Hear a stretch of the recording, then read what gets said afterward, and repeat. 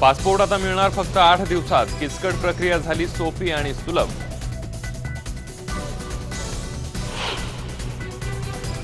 भुजबळांच्या एमईटीला आज दिलासा मिळणार का? भूखंड परत करण्याच्या आदेशाविरोधातल्या याचिकेवर आज हायकोर्टात सुनावणी.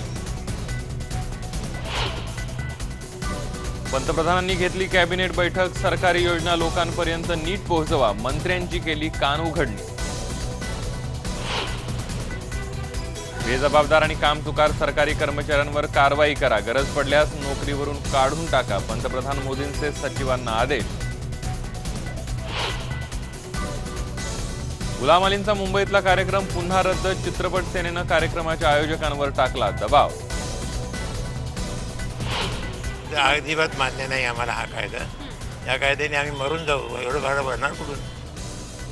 भाडे नियंत्रण कायद्यातल्या दुरुस्तीला भाडेकरूंचा विरोध. मुंबईत शिवसेनेनं थोपटले भाजप विरोधाचा दंड. राष्ट्रवादीचाही प्रस्तावित दुरुस्तीला विरोध.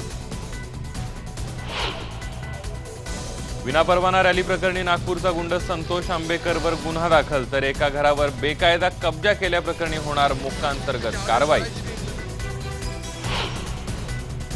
नाशिकच्या मध्यवर्ती कारागृहात 2 होमगार्डकडे सापडला गांजा आणि मोबाईल. होमगार्डकडेच गांजा सापडल्यानं खळबळ.